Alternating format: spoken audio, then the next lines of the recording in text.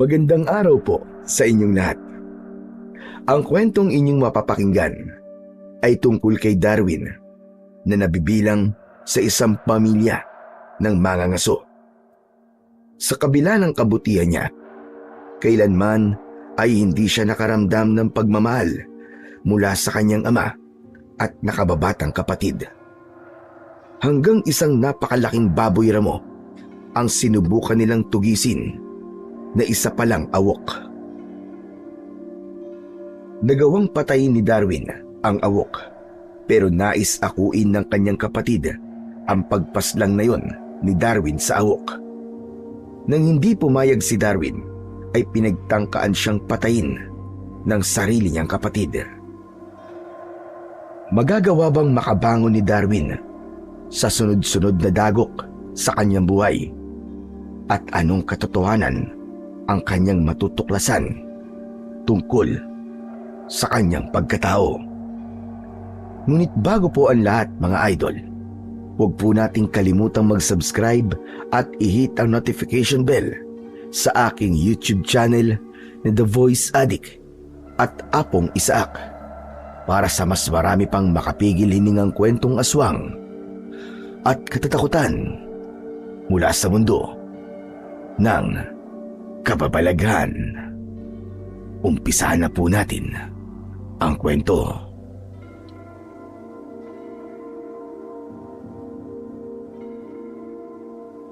Tatay, tignan mo! Napakalaking bayawak! Sigurado ko na malaman yun at napakasarap ng karne nun. Ano ba? Pwede bang itiko mo muna ang bibig mo? Alam mo namang hindi pwede ang maingay kapag ganitong nasa gitna tayo ng pangangaso. Ikaw ang tumahimik, Darwin. Palibasa, mas mahusay na mangangaso sa iyo ang kapatid mo. Alisin mo ang inggit sa katawan mo. Hehe, buti nga sa'yo, kuya. Masyado ka kasing nagmamagaling palagi eh. Pwede bang kumalma ka lang dyan? Alam ko ang ginagawa ko.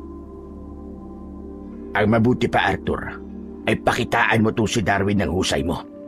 Ikaw na ang humuli sa bayawak na yon. Sige na. Sige, tay.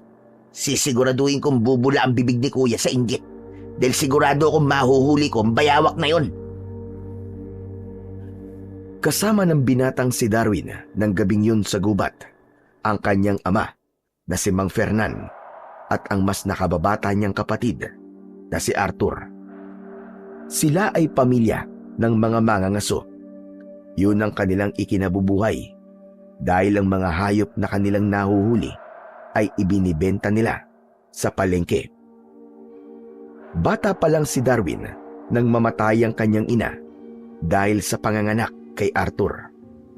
Buong buhay niya ay hindi niya naramdaman na kabilang siya sa pamilyang yun dahil palaging ipinaparamdam ni Fernan na si Arthur ang paborito nitong anak.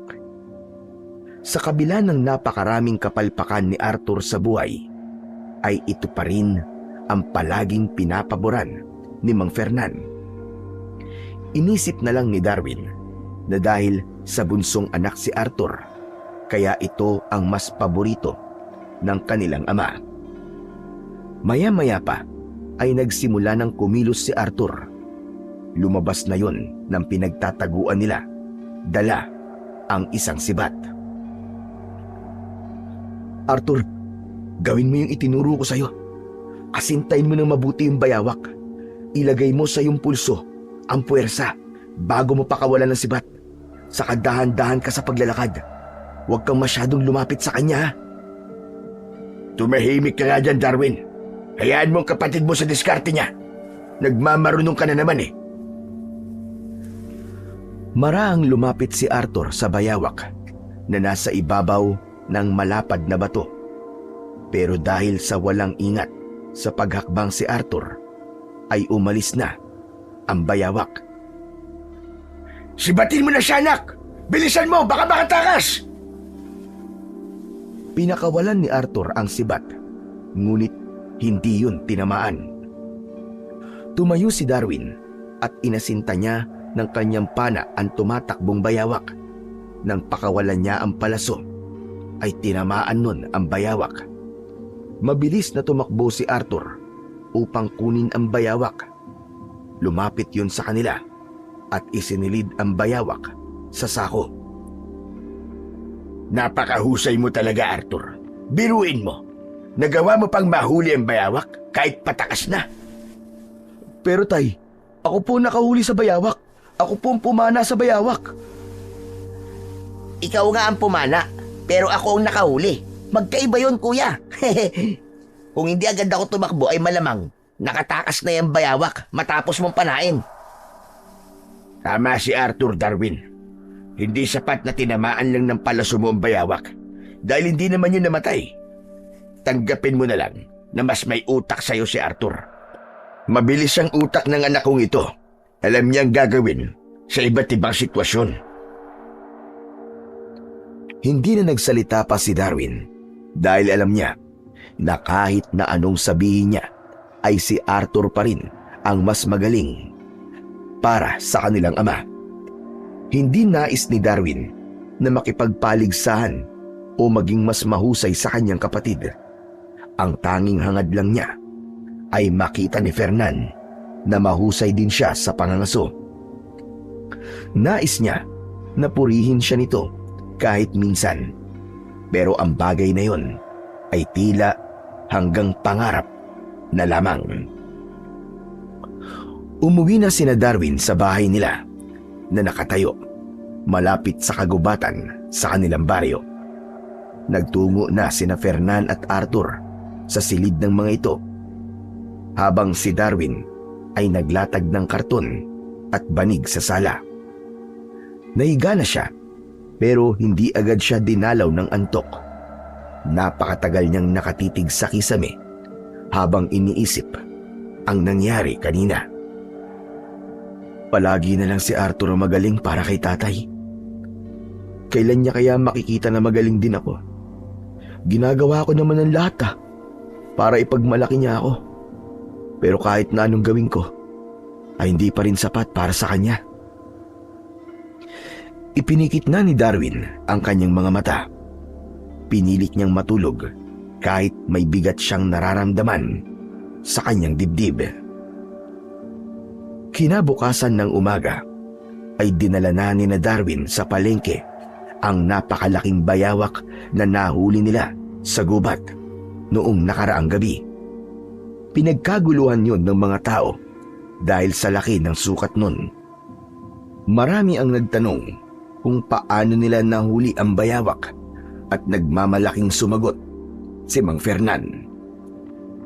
Bakit nagtatanong pa kayo kung paano namin nahuli ang napakalaking bayawak na ito? Dapat ay alam nyo nang ang aking bunsong anak na si Arthur ang nakahuli nito. Ginamit niya ang galing niya sa pangangaso gamit ang kanyang sibat. Kung hindi dahil sa kanya, ay hindi namin mahuhuli ang bayawak na to. Napakaswerte ko dahil nagkaroon ako ng anak na kagaya ni Arthur. Tay, baka gusto niyong sabihin sa mga tao na ako ang pumana sa bayawak, kaya madali yung nahuli ni Arthur. Manahimik ka dyan. Sa susunod ay hindi na kita isasama dito sa palengke dahil kung ano-anong kasinungalingan ang lumalabas sa bibig mo. Pero hindi naman po yung kasinungalingan, tay.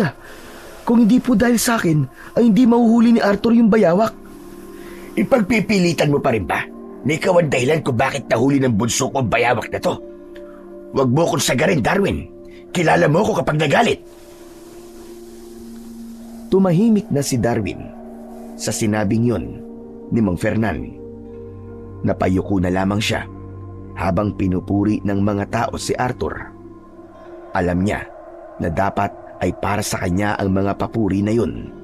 Ngunit tinanggap na lang niya ang katotohanang kahit kailan ay hindi siya ipagmamalaki ng kanyang ama.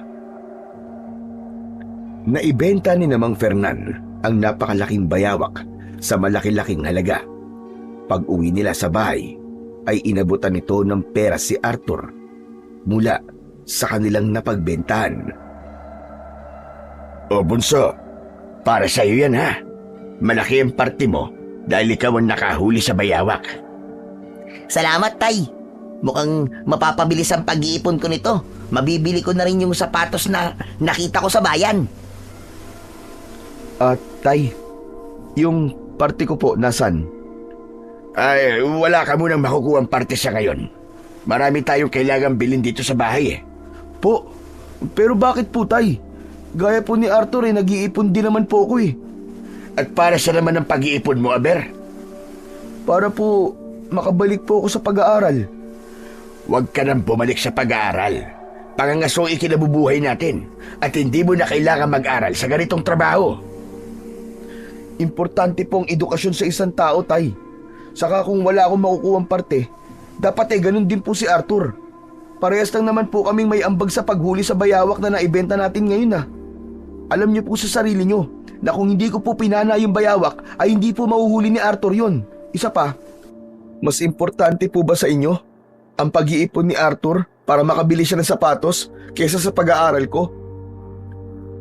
Hindi lang po para sa sarili ko to. Kaya gusto ko makapagtapos ng kolehiyo. Para rin po yun sa ating lahat. Dahil kapag nakapagtapos na po ako, ay magkakaroon na ako ng maayos sa trabaho. Hindi na po natin kailangan mga susagubat gabi-gabi. Tay, grabe naman po si kuya sa mga sinabi niya. Hindi ba niya alam na napakatagal ko nang gustong bili ng sapatos na yon? Sige kuya, ibibigay ko na lang sa iyo mga naiipon kong pera para dyan sa pag-aaral mo. Ako na lang ang magsasakripisyo. O yan. Tignan mo ang ginawa mo, Darwin. Pinapaiyak mo ang kapatid mo eh. Hindi mo ba nakikita na handa siyang magsakripisyo para sa gusto mo?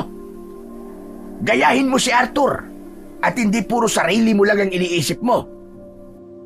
Hindi niyo po ba narinig ang sinabi ko? Para po sa ating lahat kaya gusto ko po makapagtapos ng pag-aaral. At hindi ka rin ba marunong umintindi ha? Hindi mo na kailangan mag-aral dahil tayo ay mga mangangaso. Hindi ako papayag na mawala ito sa ating dugo. Kaya tigilan mo na yung kaibangan mo sa pangarap mo makapagtapos ng pag-aaral dahil gusto mong huwag na tayong mangaso.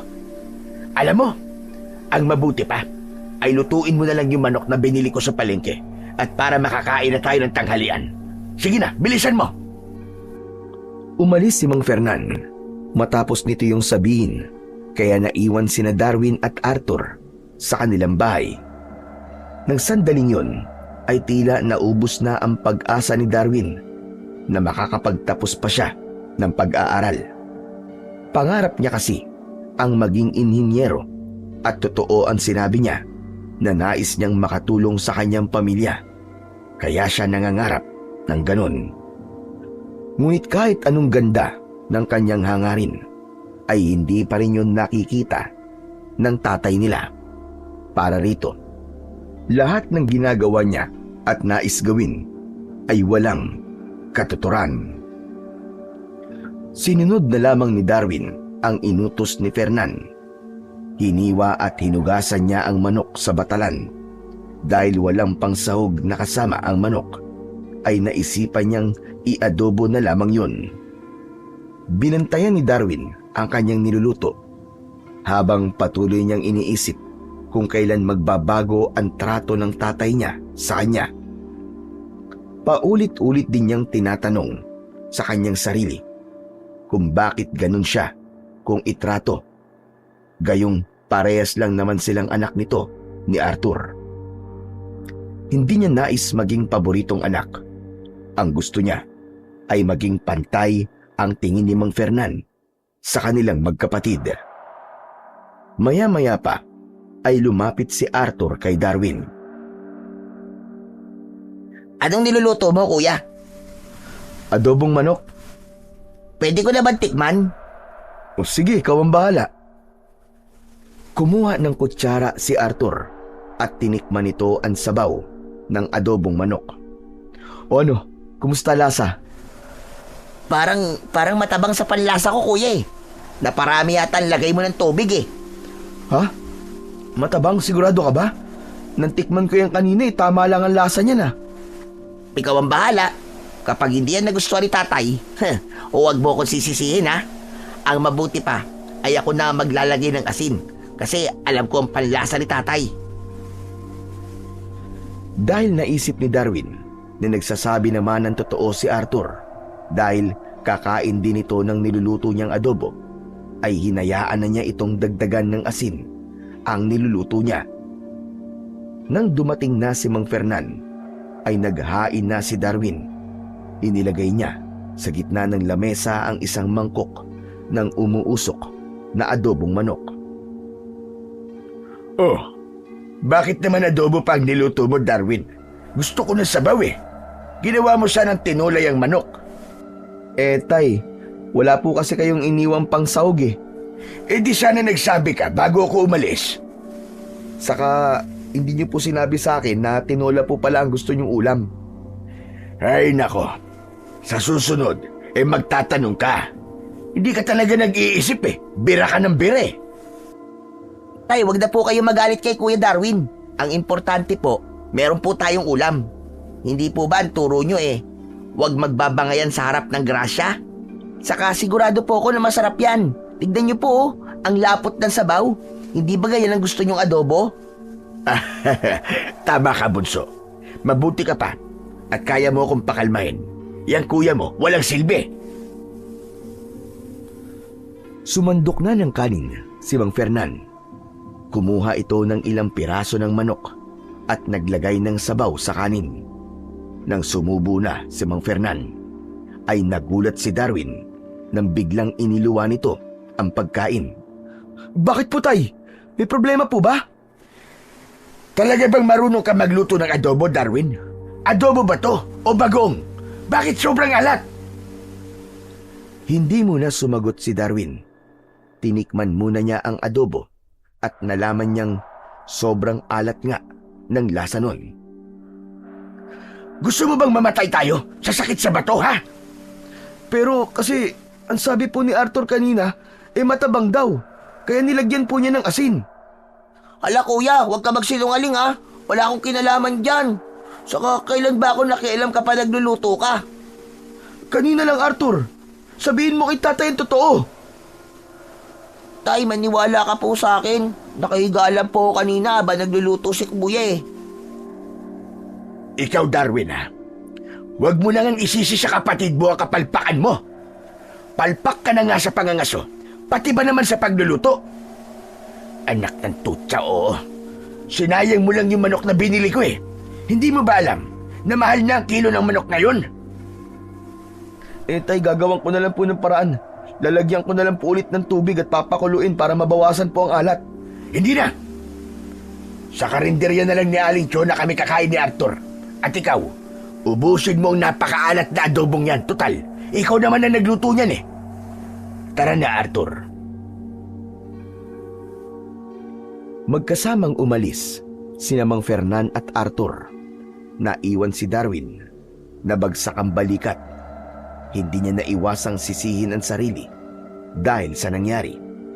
Hindi dapat siya naniwala kay Arthur na kailangan pandagdagan ng asin ang adobong manok na niluluto niya.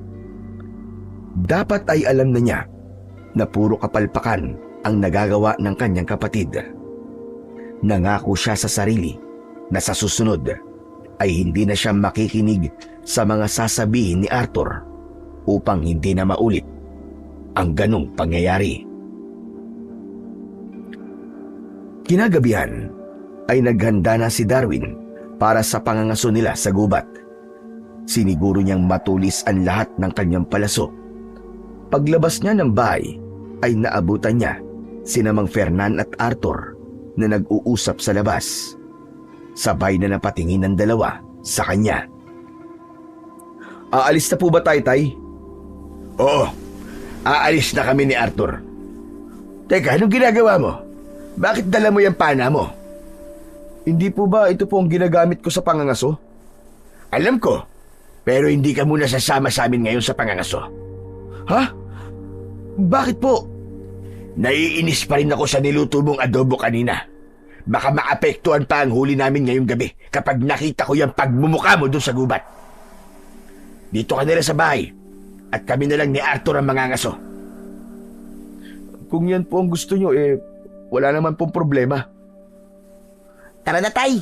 Maganda ang pakiramdam ko, nagja-jackpot tayo ngayong gabi kasi tayong dalawa lang ang magkasama sa pangangaso Tara na po!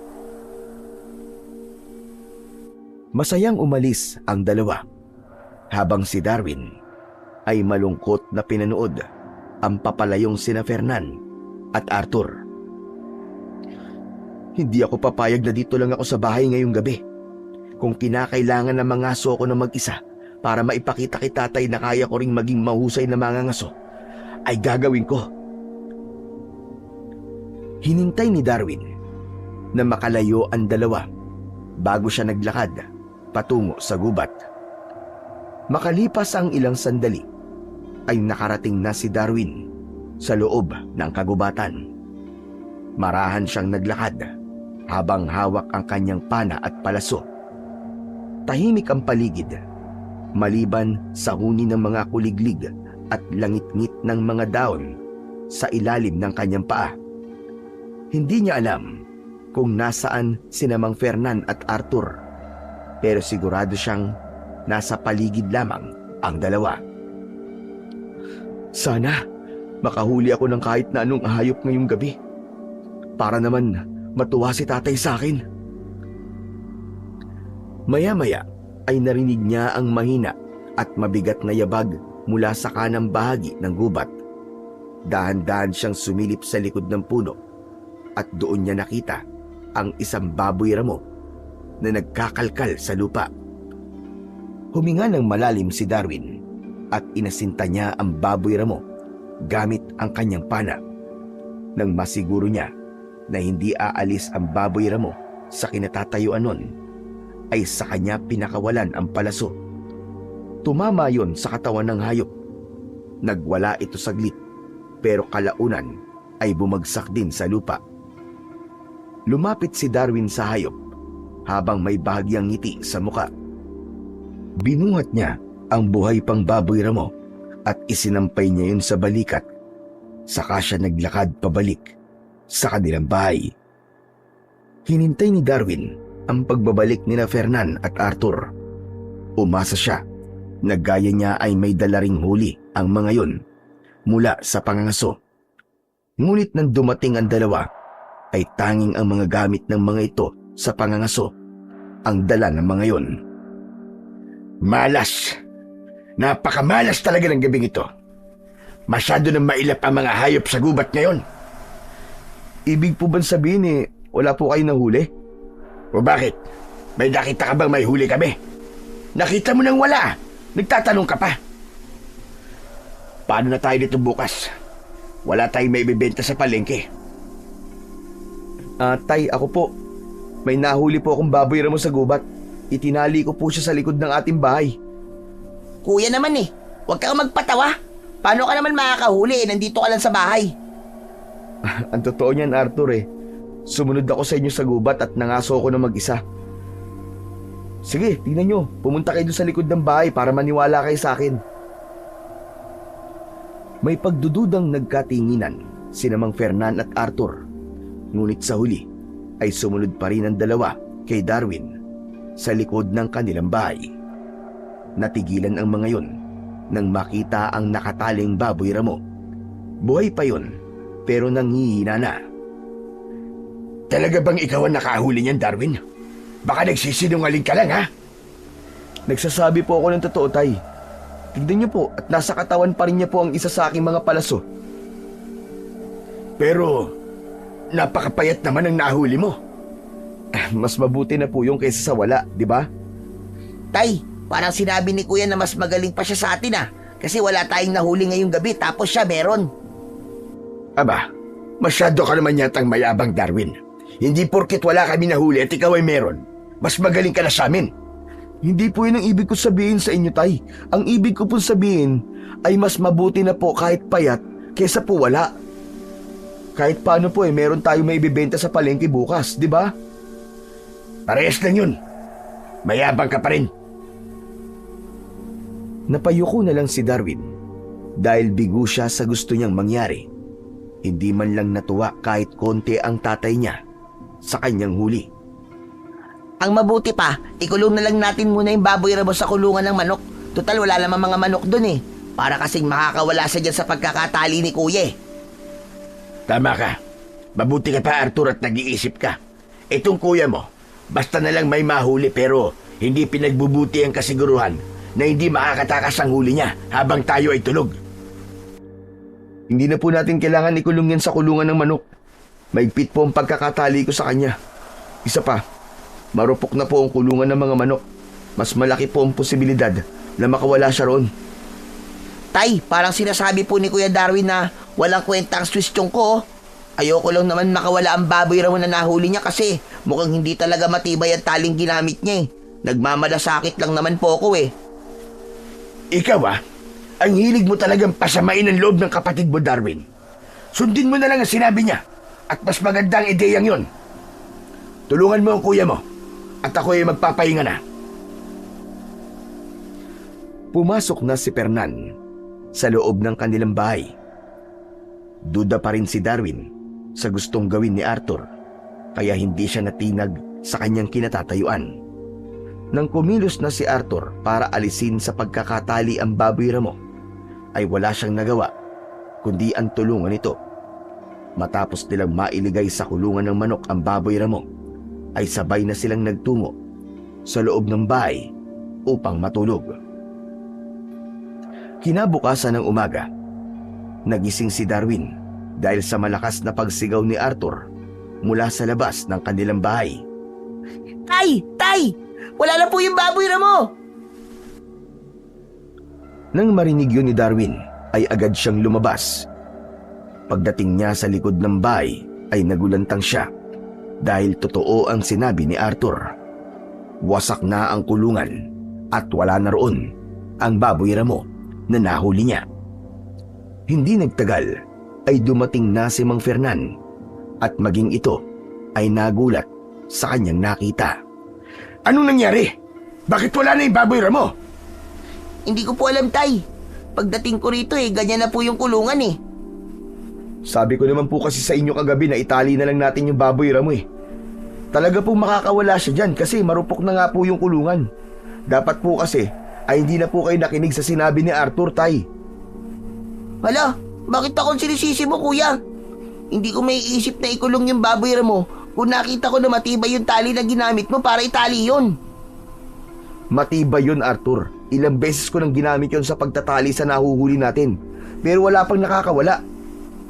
Tama na, tama na. Huwag mong sisihin na kapatid mo. Wala na tayong magagawa kung nakawala ang baboy Ramo na yon. Isa pa, napakapayat ng baboy Ramo na nahuli mo. Hindi natin yung maibibenta ng malaki. Ang mga ganung bagay ay hindi pinanghihinayangan. Pero ano pong ibibenta natin sa palengke ngayon, Tay? Di wala. Ay nako, napakamalas naman ang araw na to. Paniguradong magtutuloy-tuloy itong mamayang gabi, Arthur. Alam mo, mabuti pa, Arthur. Huwag muna tayong mga sumamayang gabi. Bukas na lang ng gabi tayo mga so. Ang mabuti pa ay mag-almusal na tayo. Darwin, bumili ka nga ng pandesal at itlog. Bilisan mo at nagugutom na si Arthur. Labis na nanghihinayang si Darwin sa pagkawala ng nahuli niyang baboy Ramo. Yung kasi, ang kauna-unahang nahuli niya sa pangangaso na hindi niya kasama ang kanyang tatay at kapatid. At alam niya rin na kung si Arthur ang nakahuli nun, ay ipagmamalaki pa rin ito ng tatay niya kahit ubod ng payat ang baboy Ramo na yon. Maghapon na walang imik si Darwin.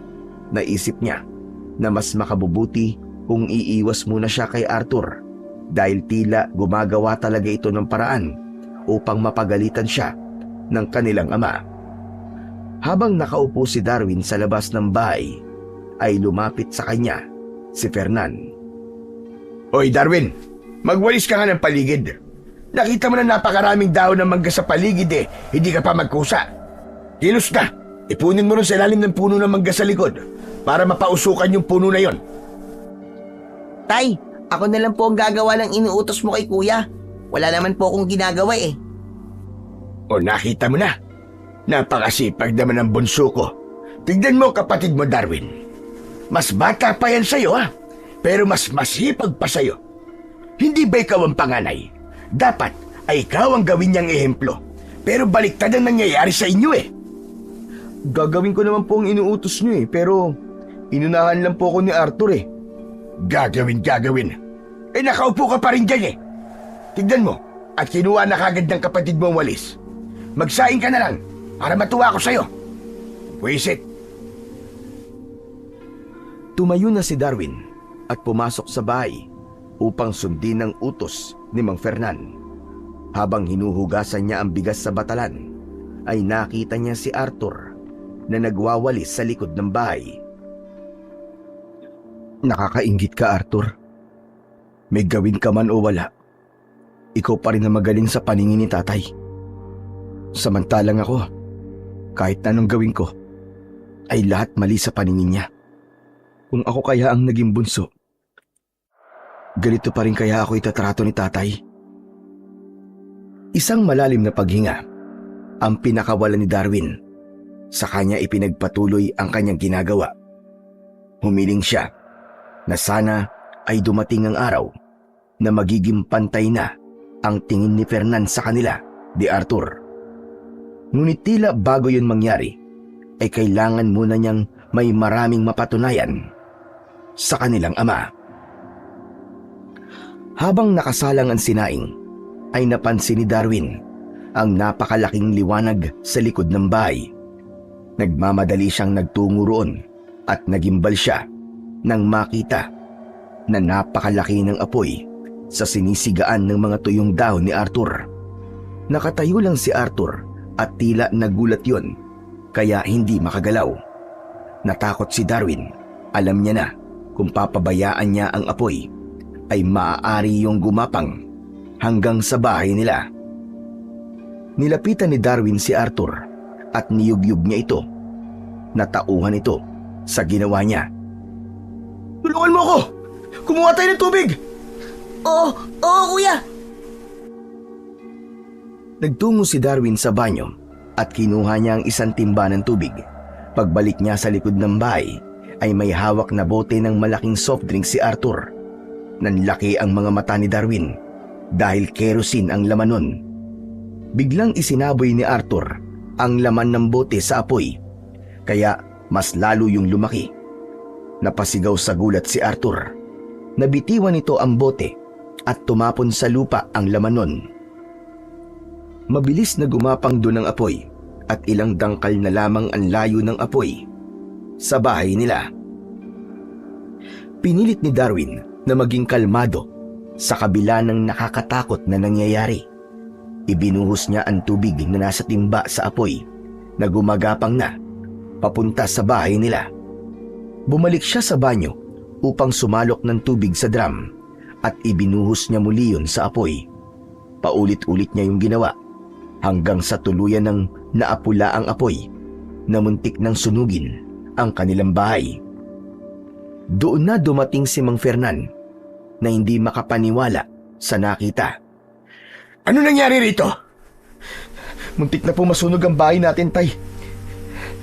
Nagsisiga po kasi dito si Arthur tapos masyado po lumaki ang apoy. Sa sobrang taranta po ni Arthur ay kerosene pong naisabo niya sa apoy. Imbis na po tubig kaya mas lalo po lumaki ang apoy. Mabuti na lang po at nasabuyan ko kagad ng tubig. Kundi wala na po tayong bahay. Pero tay, hindi ko naman po alam na kerosene yung laman ng bote. Akala ko talaga tubig eh. Hindi muna nagsalita si Mang Fernan, pero bakas sa mukha nito ang galit. Nagpalipat-lipat ang tingin nito kina Darwin at Arthur. Ikaw ang mas nakakatanda, Darwin. Kaya dapat ay ginagabayan mo ang kapatid mo habang nagsisigasa.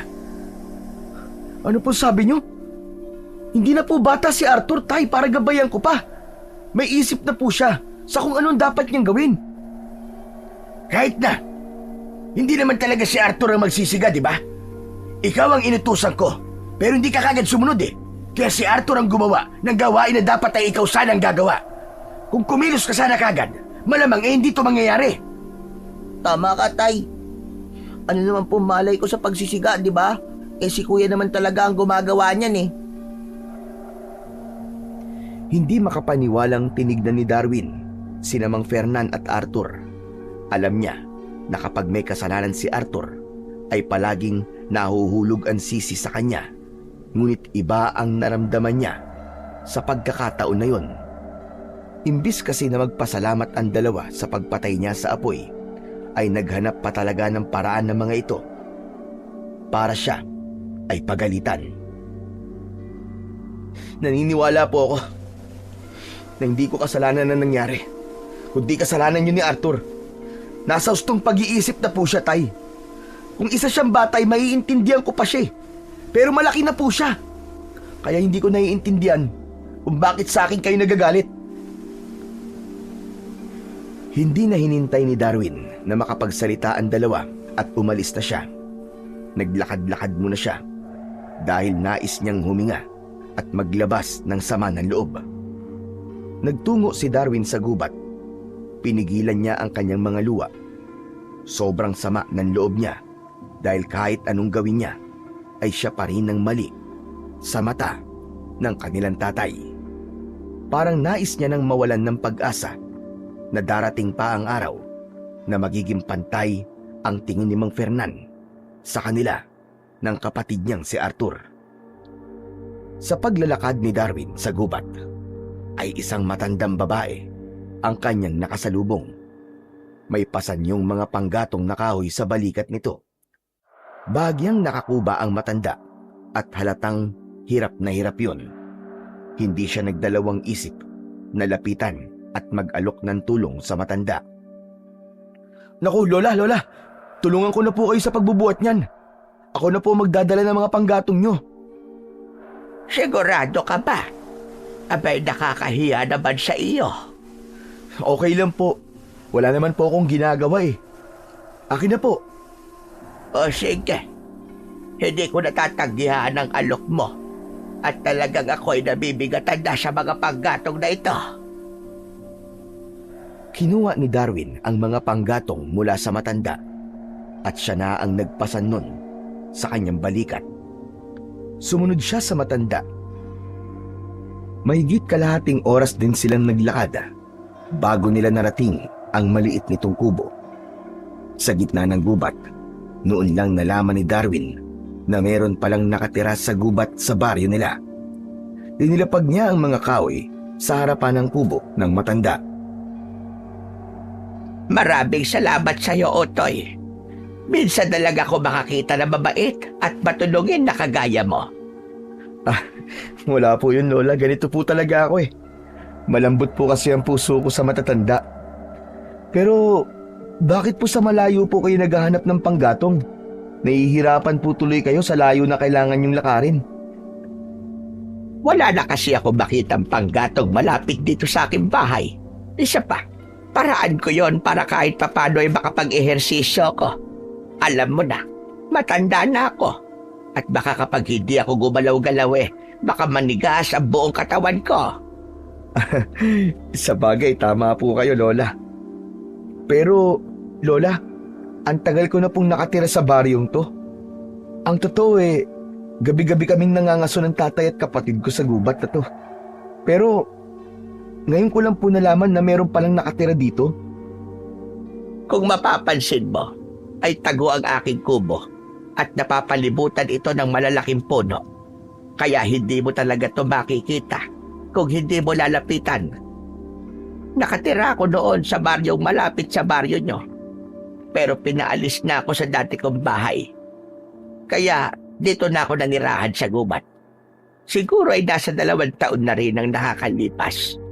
Simula nang piliin kong tumira dito. Kawawa naman po pala kayo. Siguradong nahihirapan kayong manirahan dito na mag-isa.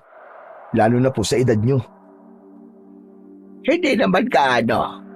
Sanay na akong mag-isa. Saka lahat ng kailangan ko ay nasa paligid ko na.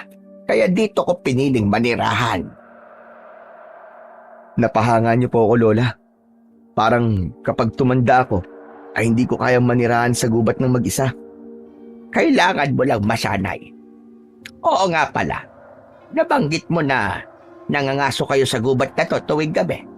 Opo, yun po kasi ang kabuhayan namin eh.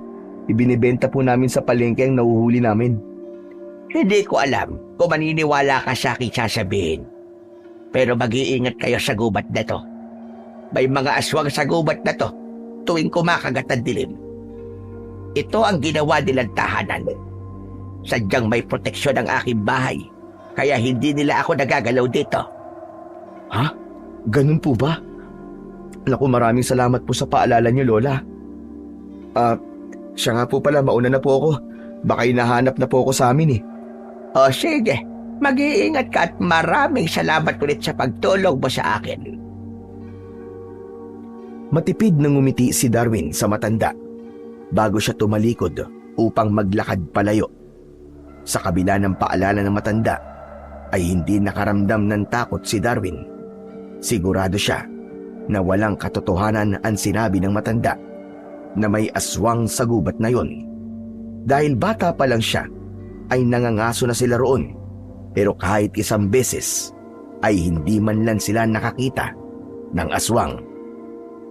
Pagsapit ng gabi, matapos ang hapunan, ay pumasok na sina Fernan at Arthur sa kwarto ng mga yon, habang si Darwin ay nagligpit ng kanilang pinagkainan. Hinugasan na rin niya ang mga yon dahil alam niya na kapag naabutan yon ng tatay nila bukas ng umaga ay siya rin ang mapapagalitan. Matapos yon ay naupo si Darwin sa tabi ng bintana habang nakatanaw sa labas. Tinotoo ni na Fernan ang sinabi nito na hindi ito mangangaso sa gabing yon dahil pakiramdam nito ay malas ang araw na yon. Pero iba ang pakiramdam ni Darwin. Tila may bumubulong sa kanya na magtungo siya sa gubat upang mangaso. Hindi na nakatiis si Darwin at nagtungo nga siya sa gubat, dala ang kanyang pana at mga palaso. Naglakad siya sa gitna ng kagubatan at umasa na may mahuhuli siyang hayop. Nais niyang patunayan muli sa kanyang ama na kaya niyang mangaso at makahuli kahit mag-isa siya. Ngunit makalipas ang isang oras ay wala pa rin nakitang kahit na anong hayop si Darwin. Mukhang tama nga si tatay. Malas nga sa araw na to. Dapat pala'y naniwala na lang ako sa kanya. Sayang tuloy ang pagpunta ko rito sa gubat. Ang mabuti pa siguro umuwi na lang ako. Tatalikod na sana si Darwin para tahakin ang daan palabas ng gubat nang may narinig siyang kaluskos sa kung saan. Agad siyang naalerto. Sinundan niya ang pinanggagalingan ng kaluskos at hindi siya makapaniwala nang makita niya ang isang napakalaking baboy ramo. Halos kasing taas yun ng tao. Meron yung dalawang malalaking pangil na nakalabas pa sa bibig at mga matang pulang-pula na animo ay nagbabagambol ang apoy. Meron yung kinakain na kung ano sa tingin niya ay hayop din dahil meron dugo. Itinutok ni Darwin ang pana niya sa malaking baboy ramo. Pinakawalan niya ang palaso, ngunit hindi yun bumaon sa katawan ng baboy ramo dahil tila kasing tigas ng bato ang balat nun. Biglang lumingon ang baboy ramo sa kinaroroonan ni Darwin. Agad naman siyang nagtago sa likod ng puno. Pigil na pigil ni Darwin ang kanyang paghinga. Labis siyang nagtaka dahil hindi man lang bumaon ng palaso sa baboy ramo na yon. Naghintay ng ilang minuto si Darwin bago siya sumilip sa kanyang pinagtataguan. Nagulat siya dahil wala na roon ang napakalaking baboy ramo. Saan na nagpunta yun? Ang bilis naman niyang nawala. Luminga si Darwin sa paligid sa pag-asang makikita niya uli ang baboy ramo. Ngunit bigo siya.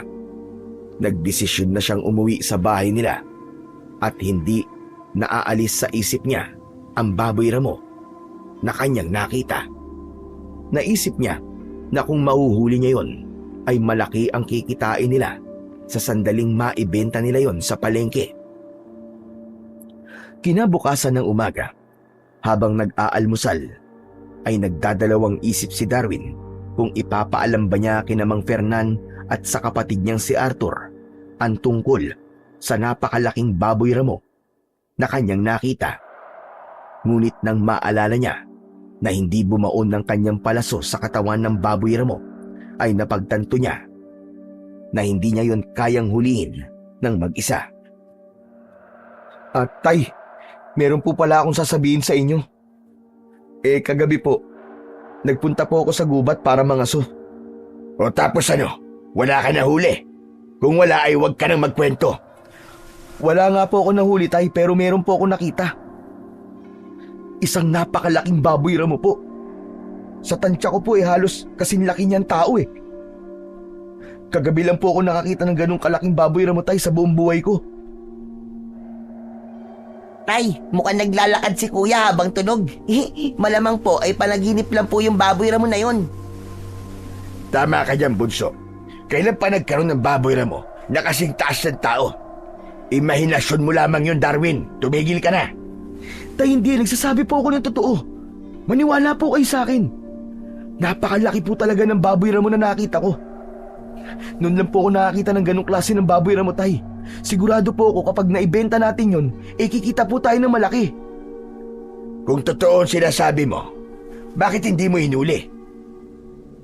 Dahil hindi nga po siya tinabla ng aking palaso, Tay, pinana ko po siya. Pero hindi bumaon ng palaso sa katawan niya. Tapos ang bilis din po niyang nawala na para bang kidlat. Napakalaki niya, Tay, tapos napakabilis niyang gumalaw. Kaya naman po naisipan kong ipaalam yun sa inyo dahil alam ko po na hindi ko kayang hulihin yun nang ako lang mag-isa. Maniwala po kayo sa akin, Tay. Nagsasabi po ako ng totoo at wala akong dahilan para magsinungaling po sa inyo. Sandaling nagkatinginan sina Mang Fernan at Arthur na para bang nag-usap ang mga mata ng dalawa kung nagsasabi ba siya ng totoo o dapat ba siyang paniwalaan ng mga ito. Habang naghihintay si Darwin ng sagot kay Mang Fernan, ay kinakabahan siya.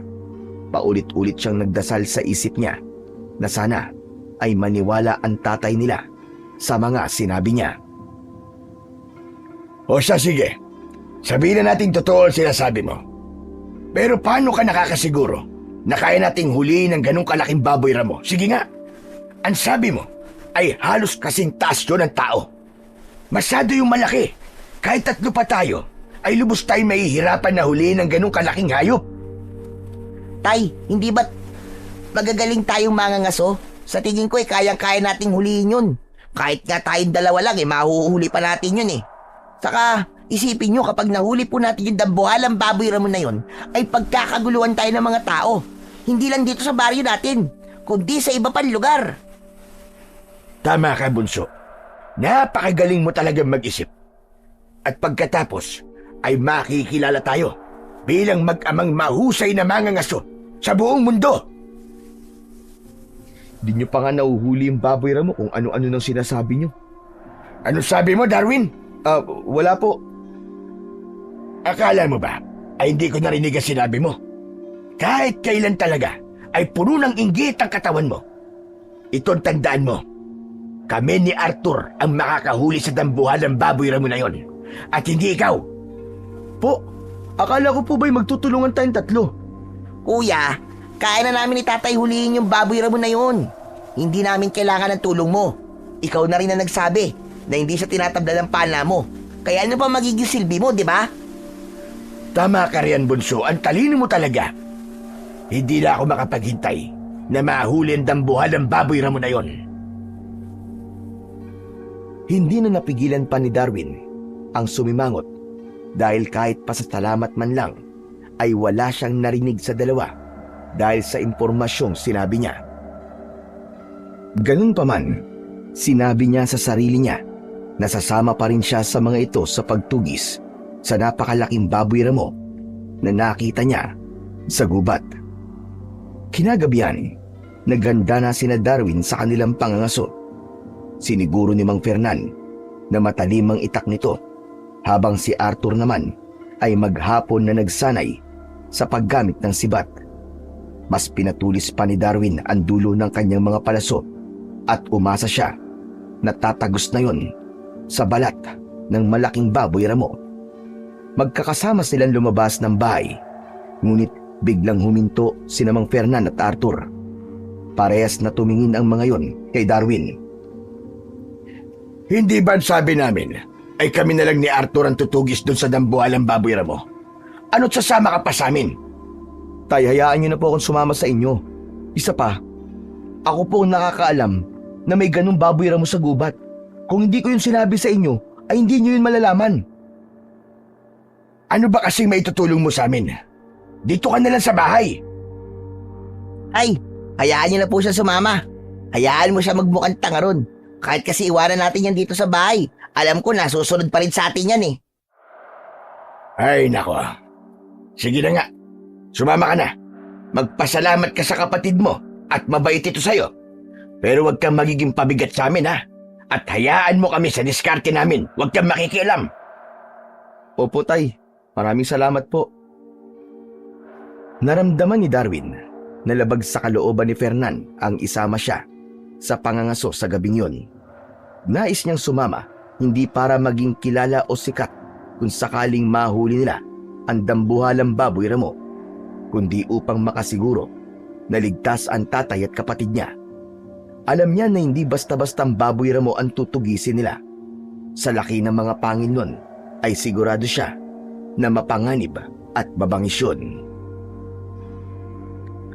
Nang makarating ang mag-ama sa gubat, ay naghiwa-hiwalay sila upang mas madali nilang mahanap ang malaking baboy ramo. Nagkasundo sila na kung sino ang makakakita sa baboy ramo ay kailangang sumipol ng malakas. Tahimik na naglakad si Darwin. Paminsan-minsan ay nagtatago siya sa likod ng makakapal na halaman upang mapagmasdan niya ang kanyang kapaligiran. Halos kalahating oras na ang lumipas, pero kahit na anino ng dambuhalang baboy ramo ay hindi pa rin niya nakikita. Hanggang sa may narinig siyang kaluskos sa kanyang likuran. Agad na nagtago si Darwin sa likod ng malalaking bato. Pagsilip niya ay nakita niya roon ang dambuhalang baboy ramo. Inaamoy na ng lupa na parabang may hinahanap. Umanda ka! Pagkakataon ko na to para mahuli ka! Itinutok ni Darwin ang pana sa baboy ramo. Ngunit natigilan siya nang maalala na nung huling pinana niya yon ay hindi yun tinablan ng kanyang palaso. Kaya ibinaba niya ang kanyang pana at malakas siyang sumipol. Naalerto ang baboy ramo nang marinig ang pagsipol ni Darwin at tumakbo yun ng mabilis papalayo. Hahabulin sana ni Darwin ang baboy ramo nang biglang dumating ang kapatid niyang si Arthur.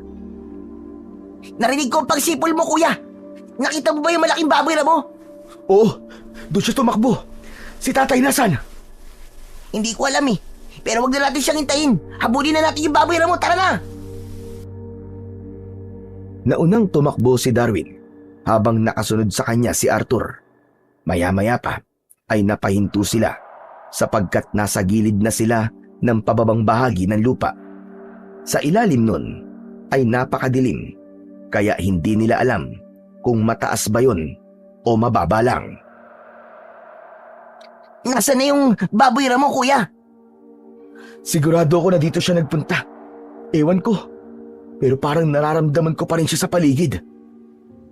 Sos, siguro nagsisinungaling ka lang na may malaking baboy ramo rito, no? Gusto mo lang kaming paguri ni tatay, no? Yari ka talaga kay tatay. Isusumbong kita, kuya. Magsasalita pa sana si Darwin nang biglang lumitaw ang napakalaking baboy ramo sa hindi kalayuan. Galit na nakatingin ang mapupulang mga mata nun na parang anumang sandali ay aatake na yon sa kanila. Kuya! Totoo nga sinabi mo. Napakalaki nga niya. Nakakatakot. Sinabi ko naman kasi sa'yo eh. Umanda ka.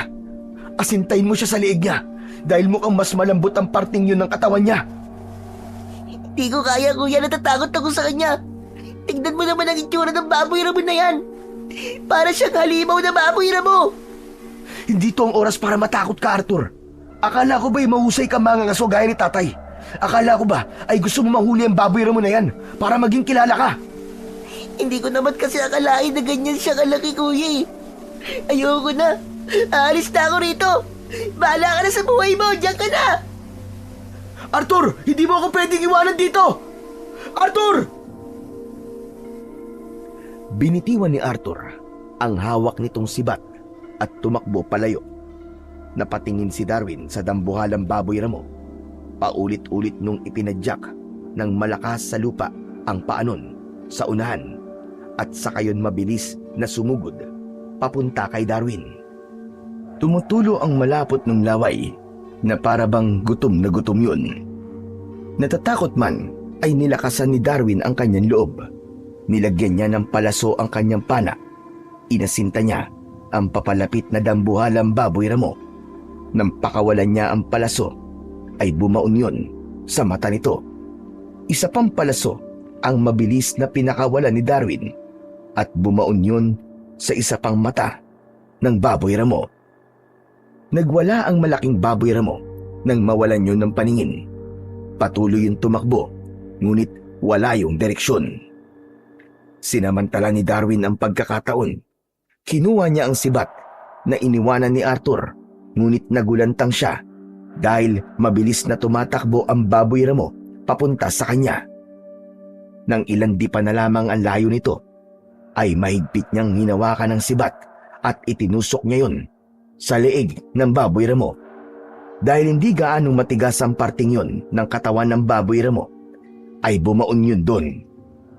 Bumulwak ang dugo sa malaking bibig ng baboy ramo at saka yun natumba. Hindi makapaniwalang tinignan ni Darwin ang walang buhay na dambuhalang baboy ramo habang habol niya ang paghinga. Napatay ko siya! Napatay ko siya! Nagulat si Darwin nang biglang bumalik si Arthur. Ito ang humugot ng sibat sa leeg ng baboy ramo. Tignan mo, Arthur. Patay na ang dambuhalang baboy ramo. Tama ka, kuya. Patay na nga siya. At ako nakapatay sa kanya. Ha? Anong sinabi mo? Ako ang pumatay sa kanya at hindi ikaw. Baka nakakalimutan mong tumakbo ka dahil sa takot. Pero sibat ko ang ginamit mo para patayin ang baboy ramo na yan. Sasabihin ko kay tatay na ako ang nakapatay dyan at sigurado ako na ako ang papaniwalaan ni tatay at hindi ikaw. Napakasinungaling mo talaga. Hindi ka ba natatakot na baka sa impyerno ka mapunta kapag namatay ka sa mga ginagawa mo? Bakit hindi mo nalang hayaan na ako naman ang purihin ni tatay sa pagkakataong to? Umaasa ka pa talaga na pupurihin ka ni tatay, kuya?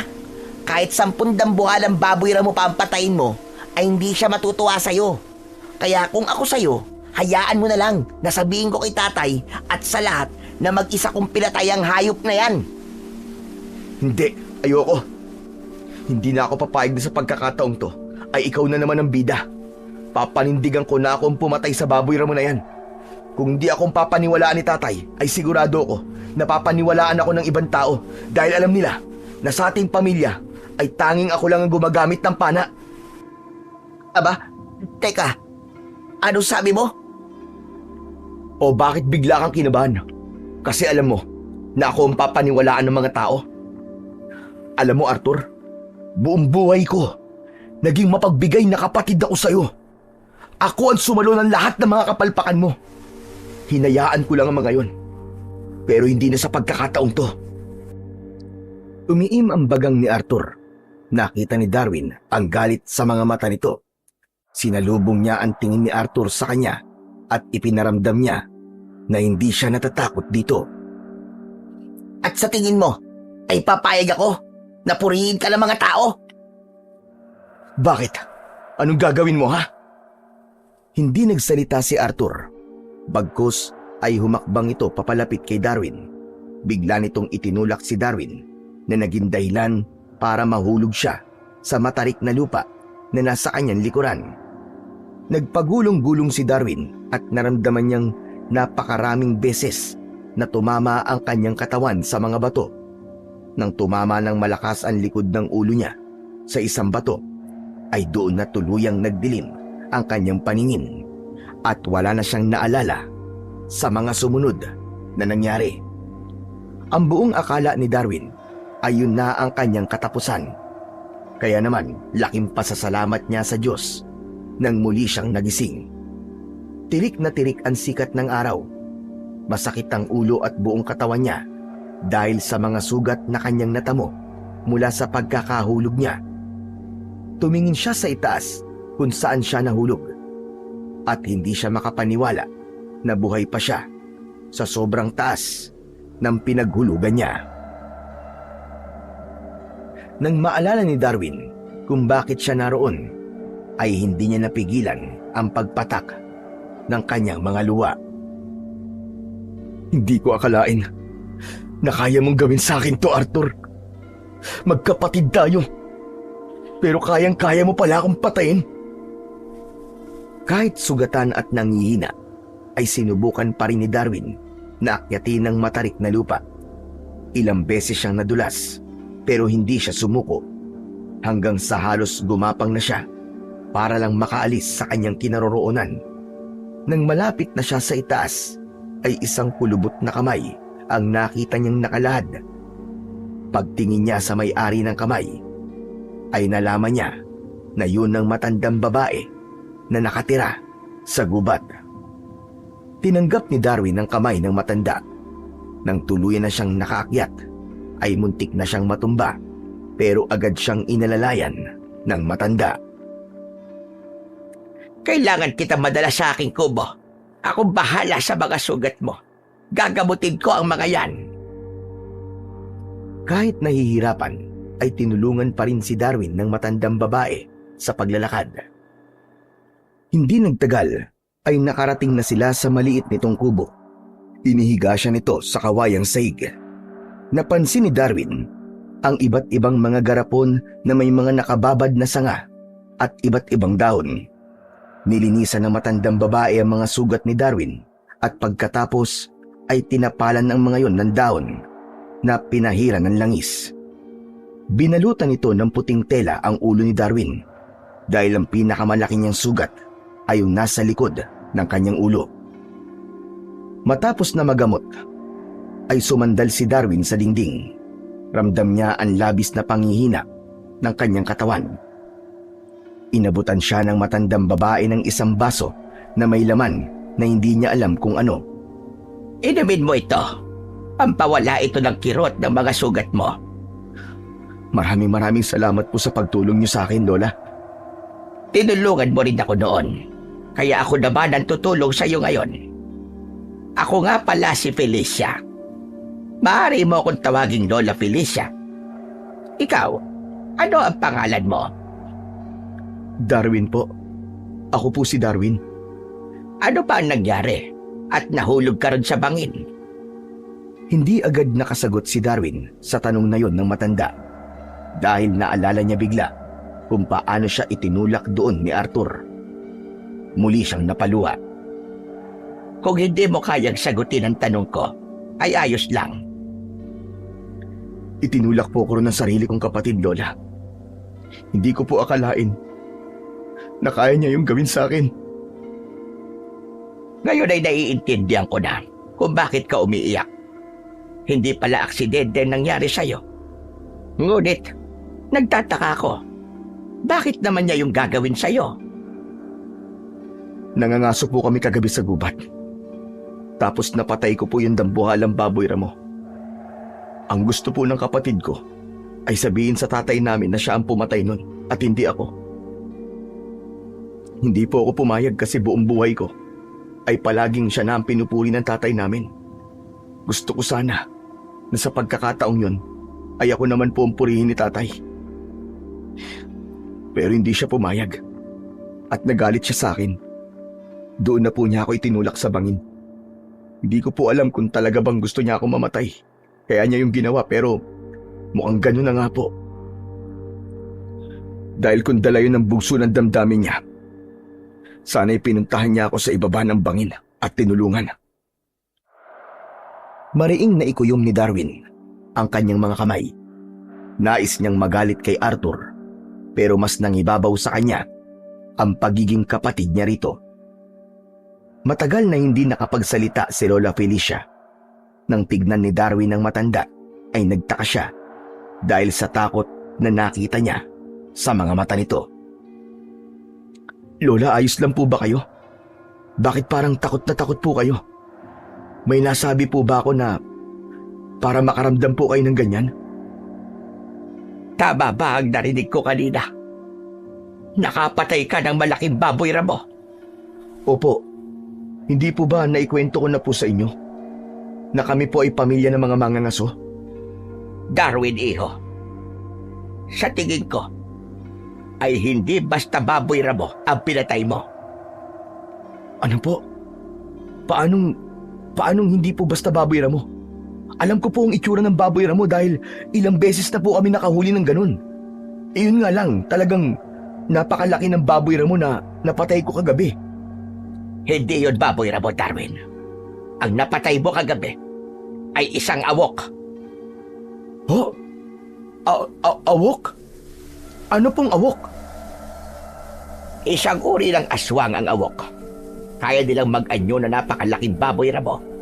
Hindi ba't sinabi ko sa'yo nung unang beses tayo nagkausap ay may mga aswang na ginagawang tirahan ng gubat na ito? Ang mga awok ang tinutukoy ko.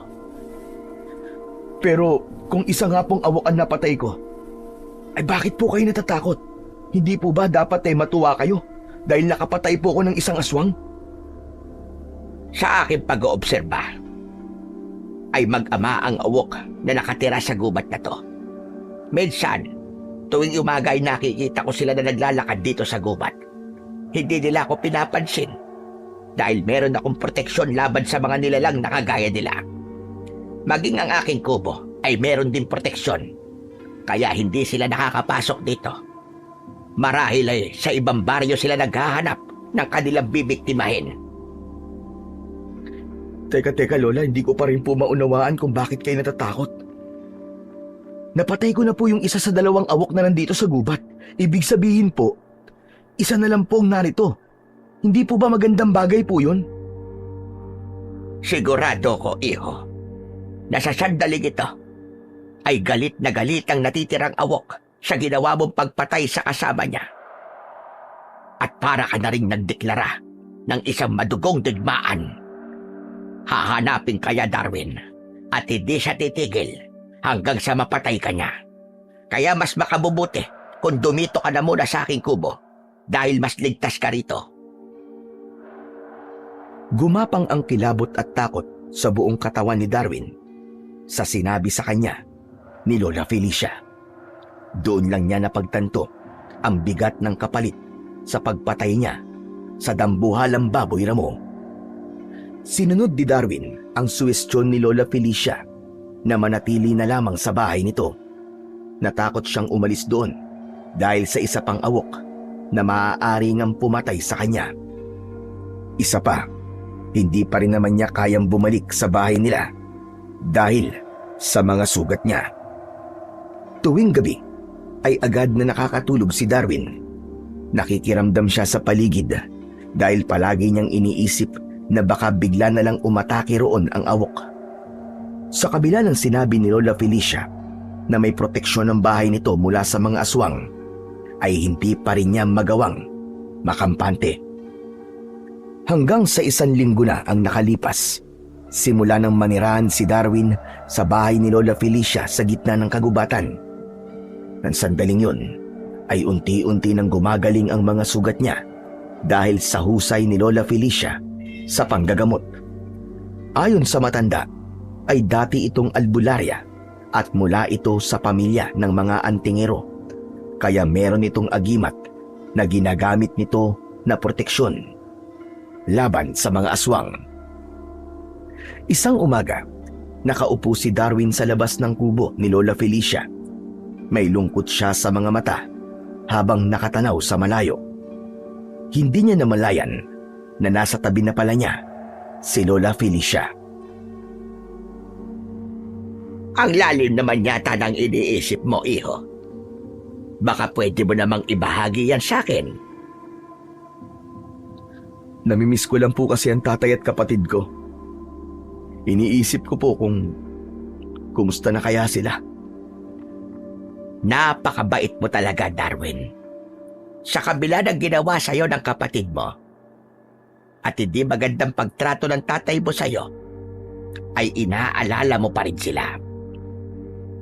Kahit po kasi bali-baligta rin man ang mundo, tatay at kapatid ko pa rin sila. Gusto ko po silang puntahan ngayon, Lola Felicia. Gusto kong makausap ang kapatid ko at gusto kong hingi ng paliwanag niya sa ginawa niya sa akin. Ano pa bang paliwanag ang kailangan mong marinig mula sa kapatid mo? Hindi pa ba malinaw sa'yo na gusto kanyang patayin talaga?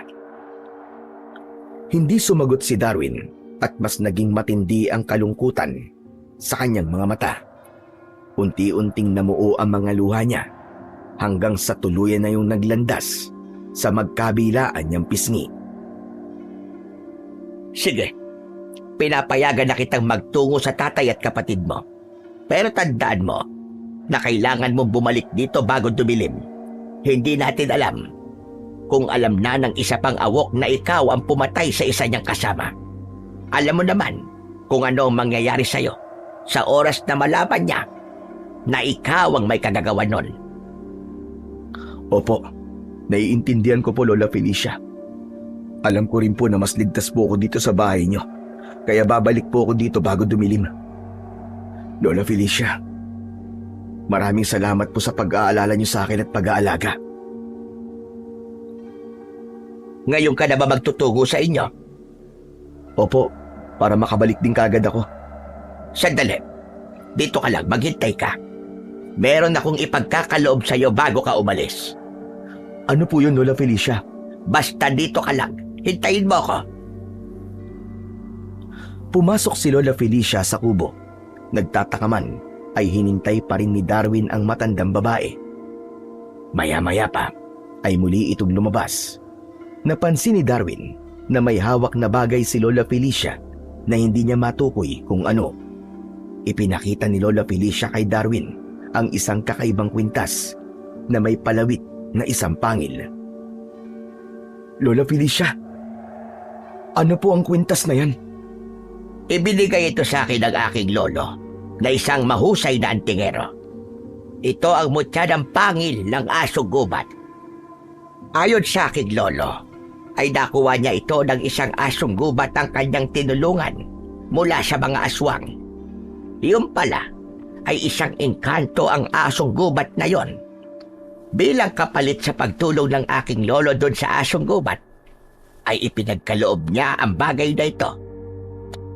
Bago pumanaw ang aking lolo, ay sa akin naman niya ito ipinasa. Ngunit hindi ko naman ito nagamit sapagkat wala sa aking kakayahan ang makipaglaban sa mga aswang. Teka, Lola Felicia, ang ibig niyo po bang sabihin ginagamit ang mutyang yan sa pakikipaglaban sa mga aswang? Tama ka. Ito ay magbibigay sa iyo ng bangis, gaya ng sa asong gubat. Bukod doon, ay magtataglay ka rin ng lakas at lahat ng hawakan mong sandata ay magiging epektibo laban sa mga aswang. Kung ganun, napakamakapangyarihan pala ng mutya na yan. At mas magiging makapangyarihan ito kung ang magbabay-ari nito ay merong busilak na puso. Nakagaya mo, Darwin. Kaya ngayon ay ipinagkakaloob ko na to sa iyo. Mas kailangan mo ito dahil sa banta na nakaamba sa iyong buhay mula sa awok. Pero Lola Felicia, hindi ko po alam kung kaya ko bang makipaglaban sa awok na yon. Ano bang sinasabi mong hindi mo kaya? Wala pa nga sa iyo mutyang ito ay nagawa mo ng mapatay ang awok na yon. Ano pa kaya kung tangan mo na ito? Nais ko lang makasiguro na may laban ka sa kanya kung sakaling magharap kayo dahil hindi natin alam kung gaano siya kalakas. Sa tingin ko nga po tama kayo, Lola. Kailangan ko nga po ang mutya na yan. Kung ganon, ay simulan na natin ang pagpapasa ng pagmamay-ari ng mutya ng pangil ng asong gubat sa iyong katauhan. Kinuha ni Lola Felicia ang dalawang kamay ni Darwin. Inilagay nito roon ang kwintas. Ikinulong nila sa mga kamay nila ang mutya. Iho, bukal ba sa iyong kalooban na tanggapin ang mutya ng pangil ng asong gubat? Opo, bukal po sa aking kalooban. Buong puso ko po itong tinatanggap. Mutya ng pangil ng asong gubat, bigyan mo ng liwanag at lakas ang puso ng aking piniling bago mong tagapangalaga. Bigyan mo ng proteksyon ang bagong nagmamay-ari sa iyo laban sa kadiliman at mga kaaway ng kabutihan. Bilang dating nangangalaga sa iyo, ikaw ay buong puso kong ipinagkakaloob sa isang binata na karapat-dapat sa iyong kapangyarihan. Naramdaman ni Darwin ang bahagyang pag-init ng mutya sa kanyang mga palad. Nang bitiwan ni Lola Felicia ang kanyang kamay, ay sinabi nito na maaari niya nang isuot ang kwintas. Walang pagdadalawang isip na isinuot yun ni Darwin sa kanyang leeg. Nagulat siya nang may naramdaman siyang kakaibang init na gumapang sa buo niyang katawan. Pakiramdam niya ay dumaan yun sa bawat himaymay ng kanyang ugat at laman. Lola Felicia, parang may nararamdaman po akong mainit sa loob ng katawan ko. Ano pong ibig sabihin nun? Isa lamang ang ibig sabihin niyan. Tinanggap ka ng mutya bilang bago nitong tagapangalaga. Ngayon ay mas kampante na ako na may magiging labang ka sa awok na nandito sa gubat kung sakaling malaman niya na ikaw nga ang pumaslang sa kasama niyang awok. Pero Lola, ikinakabahala ko po. Ay wala akong sandata. Yung panapot mga palasok ko kasi hindi ko na po nakuha dun sa bangin kung saan ako nahulog. Huwag kang mag-alala. May kukunin lang ako saglit. Muling pumasok si Lola Felicia sa kubo at nang bumalik ito ay hindi makapaniwala si Darwin dahil dala ng matanda ang kanyang pana at mga palaso. Lola Felicia, bakit nasa inyo po ang mga yan? Sa ibaba ng bangin na yon, doon ako kumukuha ng mga ligaw na halamang gamot at nakita ko to. Alam ko na ikaw ang nagmamay-ari nito, kaya kinuha ko to at itinago. O heto na, tanggapin mo na ang iyong sandata. May malaking ngiti sa labi na kinuha ni Darwin mula kay Lola Felicia, ang pana at mga palaso. Matapos niyang magpaalam sa matanda, ay sinimulan niya na ang paglalakad palabas ng kagubatan. Nang malapit na siya sa bukana ng palabas ng gubat, ay hindi niya naiwasan ang kabahan dahil wala siyang ideya sa kung ano ang mangyayari sa sandaling muli niyang makaharap sina Mang Fernan at ang kapatid niya na si Arthur. Nang makarating si Darwin sa kanilang baryo, ay nagtaka siya dahil tila lahat ng taong nakakita sa kanya ay gulat na gulat. Napansin niya na hindi makapaniwala ang mga yon na naroon siyang muli sa baryo nila. Hindi yun pinansin ni Darwin at nagpatuloy lang siya sa paglalakad hanggang sa makarating na siya sa harapan ng kanilang bahay. Huminto muna siya roon at huminga ng malalim bago muling naglakad. Nakabukas ang pinto, ngunit nang sumilip siya sa loob ay wala roong tao. Hanggang sa naulinagan niya ang boses ni Mang Fernan at Arthur sa likod ng bahay. Naglakad siya papunta ron, pero nang malapit na siya ay napahinto siya dahil sa narinig niyang pag-uusap ng dalawa. Nanatili muna si Darwin sa gilid ng bahay upang makinig sa pinag-uusapan ni Mang Fernan at ng kapatid niyang si Arthur. Alam mo, Tay, hanggang ngayon ay nagtataka pa rin ako kung paanong nawala yung pinatay na dambuhalang baboy ramo ni Kuya Darwin. Hindi ba tayo hinanap lang kita tapos pagbalik ko ron nakasama ka, ay wala na yung katawan ng baboy ramo? Paano kaya nangyari yun? Sigurado ka bang napatay yun ni Darwin?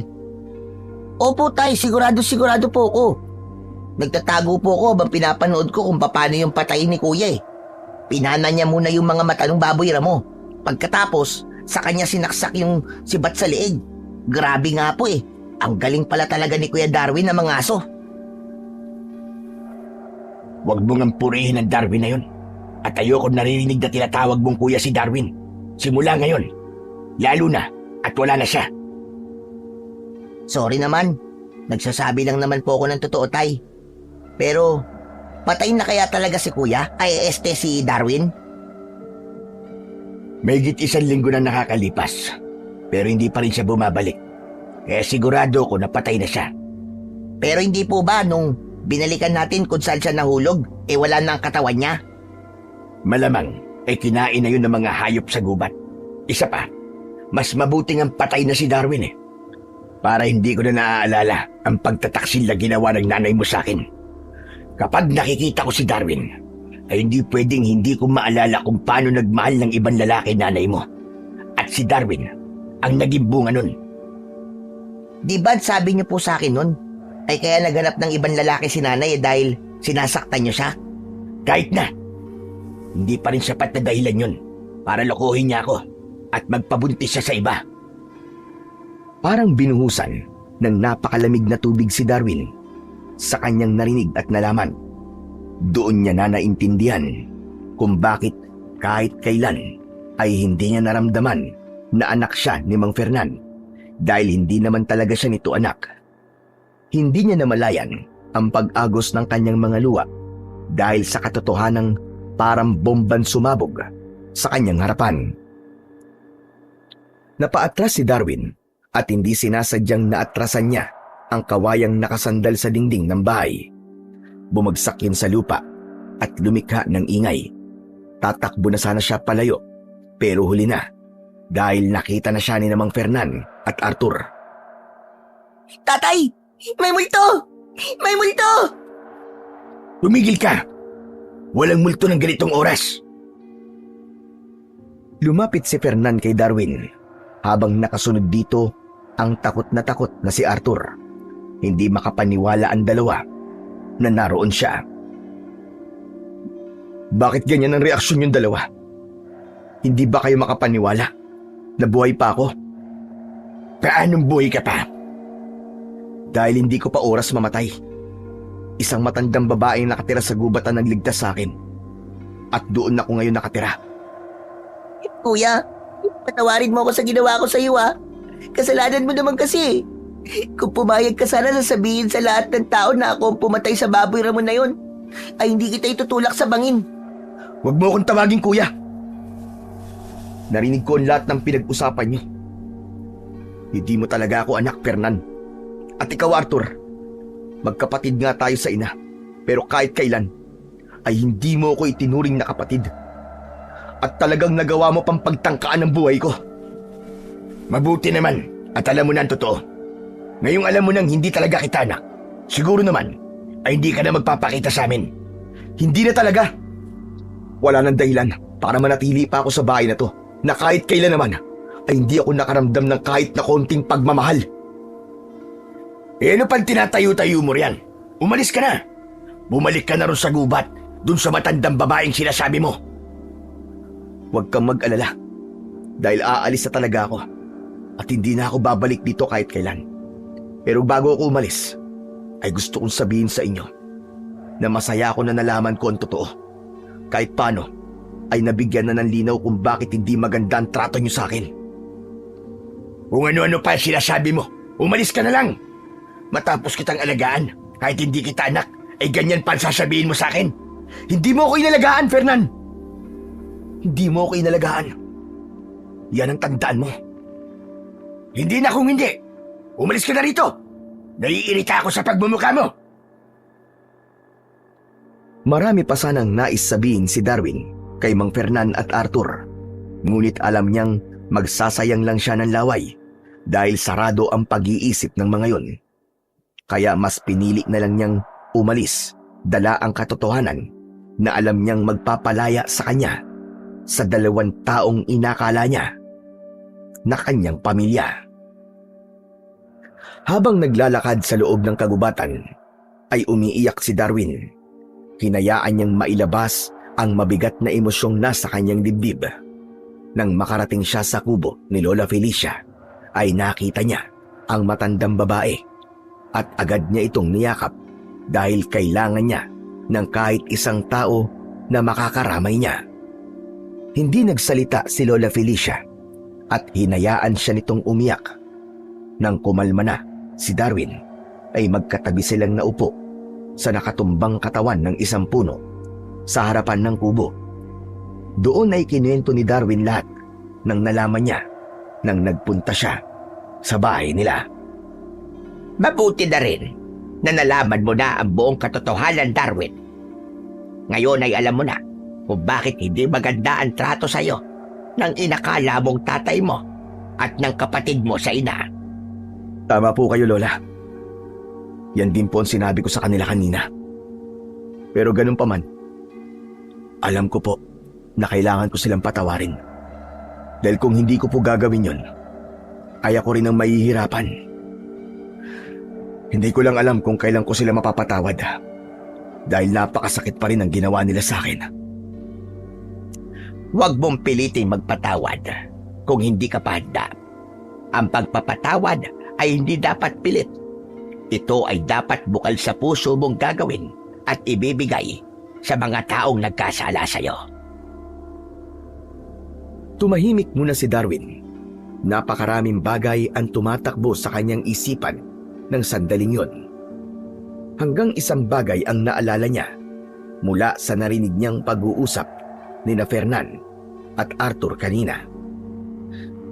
Teka, maiba ako, Lola. Narinig ko po kasi na sinabi ni Arthur na nawawala yung katawan ng awok na napatay ko. Sa tingin niyo, bakit po kaya yun mangyayari? Malamang ay kinuha yun ng awok na kasama niya. Kaya sigurado na ako na alam na ng awok na yon na may pumatay sa kanyang kasama. Sa sinabing yon ni Lola Felicia, ay biglang kinabahan si Darwin. May pakiramdam siya na anumang sandali ay magaganap na ang pagharap nila ng awok na naroon sa gubat. Lumipas ang ilan pang mga araw na walang anumang senyales na panganib na naramdaman si Darwin. Hindi niya inalis sa kanyang liig ang mutya ng pangil ng asong gubat upang handa siya kung sakaling magkaroon ng hindi inaasahang pakikipaglaban. Araw-araw ay gumagawa siya ng mga palaso bilang paghahanda sa paghaharap nila ng awok. Sa kabila ng kaba na kanyang nararamdaman, ay may saya pa ring naramdaman si Darwin dahil tuluyan na siyang tinanggap ni Lola Felicia sa bahay nito. Hanggang isang hapon, dumating si Lola Felicia sa kubo. Galing ang matandang babae sa isang baryo at nagbenta ng mga halamang gamot. Tama-tama po ang dating niyo, Lola. Malapit na po maluto ang sinaing natin. Darwin, iho, may kailangan ka malaman. Galing ako sa baryo kung saan ka dating nakatira. Nalaman ko na sinalakay pala ng awok ang mga tao roon nung nakaraang gabi at hinahanap ng awok ang pumatay sa kanyang anak. Tama nga ang aking hinala na mag-ama ang mga yon. Ano pa pong nalaman niyo, Lola? May mga namatay po ba? Sa kasabaang palad ay meron. Ayon sa narinig kong usap-usapan ng mga tao roon, ay may 4 na pinatay ang awok. Sa tingin ko, iho, ay hindi titigil ang awok na yon hanggat hindi kanya napapatay. Pero hindi dapat yun mangyari. Ikaw ang dapat na pumatay sa kanya. Tama po kayo, Lola Felicia. Ito na nga po sigurong oras para magharap kaming dalawa. Maaaring ligtas nga ako rito sa bahay niyo. Pero hindi kaya ng aking konsensya na hayaan na patayin niya ang mga tao sa baryo namin na walang kinalaman sa kamatayan ng anak niya. Kailangan na po namin magtuos, Lola Felicia. Huwag kang mabahala, Darwin. Nasa iyo ang mutya ng pangil ng asong gubat. Tutulungan ka nitong manalo sa pakikipaglaban mo sa awok na yon. Nang tuluyan ng kumagat ang dilim, ay nagpaalam si Darwin kay Lola Felicia na magtutungo siya sa baryo nila upang hintayin ang pagbabalik doon ng awok. Pinayagan naman siya ng matanda at sinabi nito na mag-iingat siya at hihintayin nito ang pagbabalik niya. Dala ang pana at palaso, ay mag-isang naglakad si Darwin sa kagubatan. Ngunit nang nasa bukana na siya ng gubat, ay nakita niya ang kalunos-lunos na tagpo sa baryo nila. May mga taong duguan at nakahandusay sa lupa. May mga taong nagtatago habang takot na takot. Mabigat ang mga hakbang na naglakad si Darwin at hinanap niya ang awok na sigurado siyang may kagagawan ng lahat ng yun. Hanggang sa nakita niya ang isang napakalaking baboy ramo na nilalapa ang isang lalaki. Inasinta niya ang awok gamit ang kanyang pana. Pinakawalan niya ang palaso at tumusok yun sa tagiliran ng halimaw. Napaigik ang awok at galit na galit yung tumingin ng masama kay Darwin. Biglang nagbago ng anyo ang awok at naging isa yung lalaki na matangkad at may malaking katawan. Hinugot nun ang palasong nakatusok sa tagiliran at itinapon yun sa lupa. Ako ang harapin mo at huwag mong idamay ang mga tao rito na walang kinalaman. Ako ang hinahanap mong pumatay sa iyong anak. Sa wakas, nagpakita ka na rin. Kung hindi pa ako sumalakay sa baryong ito, ay hindi ka lilitaw. Hindi natin kailangan maglaban. Humihingi ako ng kapatawaran sa aking nagawa. Ang akala ko ay isang normal na baboy mo lamang ang anak mo. Huli na ang lahat para humingi ka ng kapatawaran dahil hindi niya na maibabalik ang buhay ng aking anak. Ngayon, matitikman mo ang aking galit at pag-iiganti. Muling nag-anyong awok ang lalaki. Naramdaman ni Darwin na kumpara sa unang awok na kanyang pinatay, ay mas malakas ang awok na kaharap niya ng gabing yun. Galit na galit yun sumugod kay Darwin. Mabilis at mabigat ang bawat takbang ng awok at halos yumanig na ang lupa. Agad umilag si Darwin sa unang pag-atake ng awok. Tumalon siya sa gilid at agad siyang nagpakawala ng palaso. Tumama muli yun sa tagiliran ng awok, ngunit hindi nito yun ininda at lalo pa yung nagalit. Muling sumugod ang awok at binangganon si Darwin gamit ang huso nito. Tinamaan si Darwin sa tiyan at tumilapon siya ng pasadsad sa lupa. Mas malakas nga talaga siya kumpara dun sa isa. Mutya ng pangil ng asong gubat. Bigyan mo pa ako ng karagdagan lakas. Hindi ako maaaring matalo sa laban namin na to. Nang maramdaman ni Darwin ang bagyang pag-iinit ng mutya, ay muli siyang tumayo. Nang muling pasugod ang awok sa kanya, ay nagpakawala siya ng isang palaso. Tumama naman yon sa leeg ng awok. Umatras yun ng bagya, ngunit hindi pa rin bumagsak. Malakas na umangin ang awok at mabilis na sumugod kay Darwin. Sinuwag siya ng matutulis nitong pangil at bumaon yun sa kanyang tiyan. Iwinasiwas siya ng awok at malakas na itinapon sa lupa. Habang papalapit ang awok kay Darwin, ay agad siyang tumayo sa kabila ng sugat na kanyang natamo. 2 palaso ang ibinala niya sa kanyang pana at inasinta niya sa noo ang kalaban. Mutya ng pangil ng asong gubat. Huwag mo kong bibiguin. Dinggin mo ko pakiusap. Hinihiling ko na ang mga palasong ito ang tatapos sa buhay ng aking kalaban. Nakikiusap ako sa iyo. Huminga ng malalim si Darwin at pinakawala ng mga palaso. Tumama yun sa pagitan ng mga mata ng awok. Umatungal yun ng sobrang lakas. Nagpagulong-gulong pa yun sa lupa at pilit pang tumayo. Pero ilang segundo lang ay bumagsak na yun ng tuluyan. Habang humihingal at duguan si Darwin, ay tinignan niya ang walang buhay na katawan ng awok. Nagulat si Darwin nang palibutan siya ng mga tao sa kanilang baryo. Lahat ay nagpasalamat sa kanya. Pinuri siya ng mga yon dahil sa pagpatay niya sa awok na kinakatakutan ng lahat. Napuno ng kasiyahan ang puso ni Darwin ng mga sandaling yun. Dahil yun ang unang beses na nakatanggap siya ng papuri sa buong buhay niya. Mas lalo siyang nagulat nang lapitan siya ni Mang Fernan at Arthur. Kapwa may malaking ngiti sa labi ang dalawa. Yayakapin sana siya ni Mang Fernan, pero umatras siya. Mga kasama, nakita niyo ba ang ginawa ng anak ko si Darwin? Nakita niyo ba? Pinatay niya ang dambuhal ng baboy mo na isa palang aswang. Anak ko yan. Ako ang nagturo sa kanya kung paano makipaglaban. Sa akin lahat ng galing ang kanyang mga galaw. Sa akin siya nagmana. Kuya Darwin, ipinagmamalaki kita. Grabe, ang galing-galing mo. Idol na kita talaga ngayon. Ipinagmamalaki kita sa lahat. Pwede ba tumigil na kayo sa inyong pagpapanggap? Kanina lang, kung pagsalitaan niyo ako ay ganun-ganun na lang.